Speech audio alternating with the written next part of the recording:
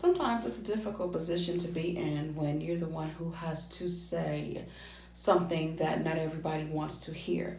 Nevertheless, you've always got to speak the word of the Lord and say what's right and do what's right. And even in the times that we're living in now, there is so much going on, and it's difficult to find a voice of reason, someone who will tell you the truth, who will tell you the right thing to do, and tell you exactly what's going to happen based on the decisions that you make. But one thing it's always important to remember is that God always provides a way of escape.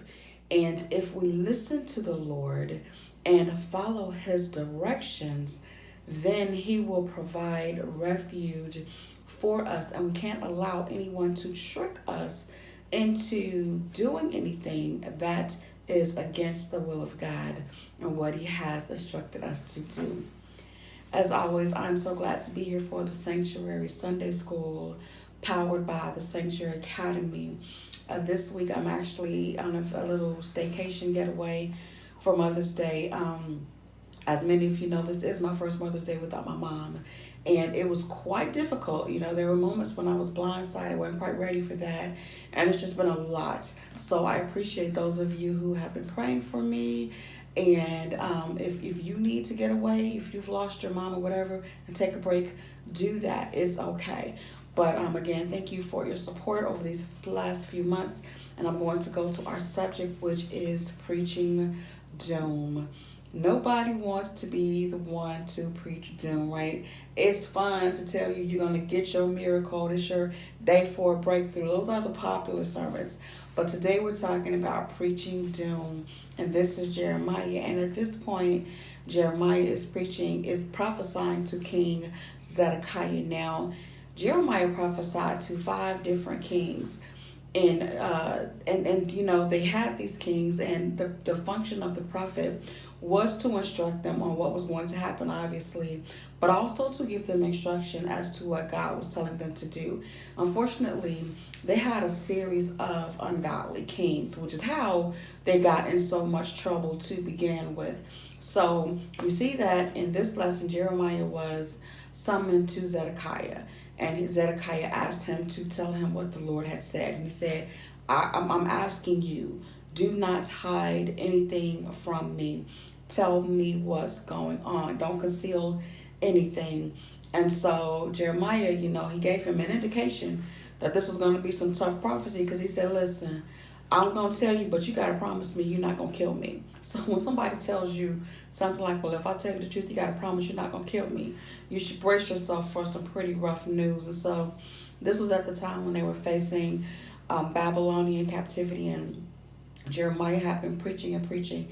And so, you know, even at this point, as I teach this all the time, you see throughout the course of the Old Testament, it'll say, and again, the children did evil in the sight of the Lord when God got ready to pronounce judgment. So we're here again, and they're in trouble again.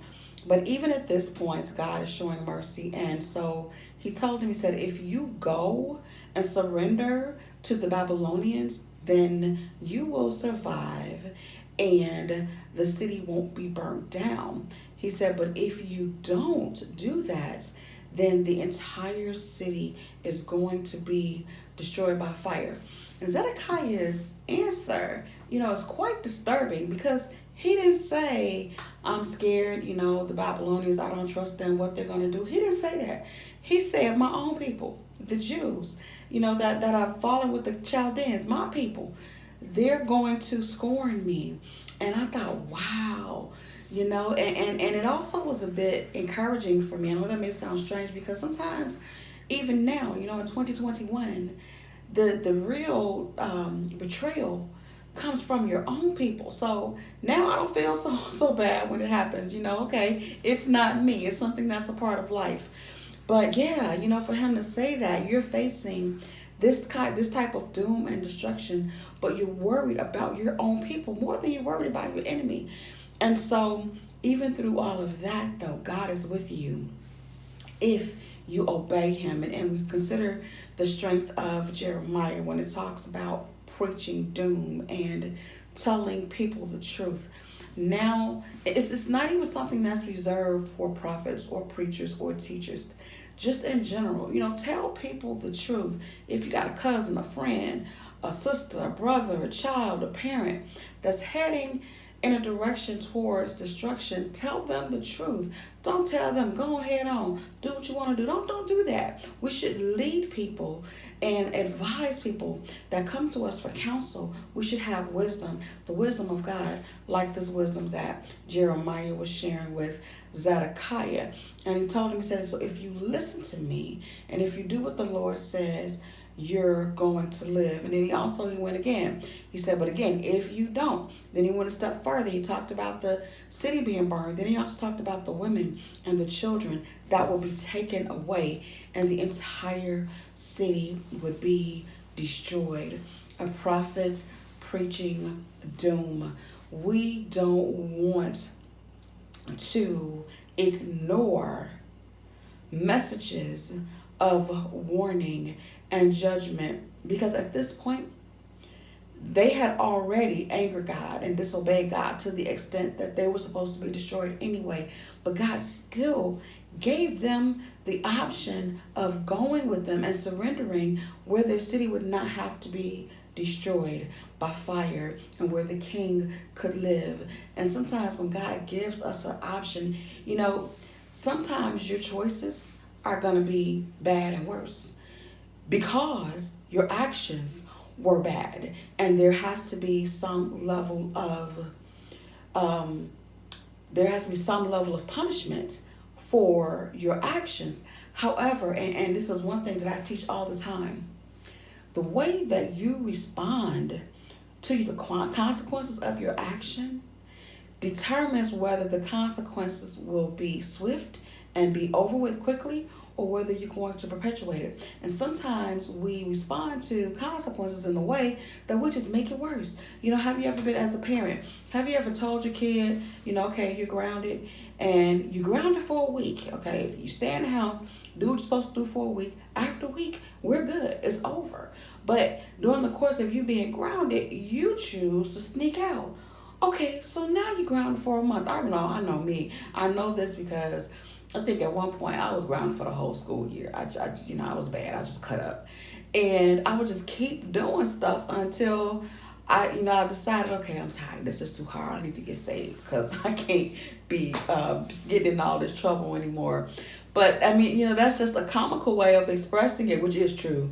But sometimes we do that on a more serious level with God. Every time we do something and God chastens us for it, we do something else and we are consistently being punished. I say all the time, some people are living their lives on punishment. I don't want to live life on punishment. I want to live and enjoy the beauty of holiness and the blessings of God. I want to live a life that don't have consequences, but that got benefits to it, the benefits of righteous living. And so we see here, this is the judgment that Jeremiah issued to the king. And we want to be able to listen and heed warnings and obey God and do what it is that we know is right, so that we can avoid the messages of doom.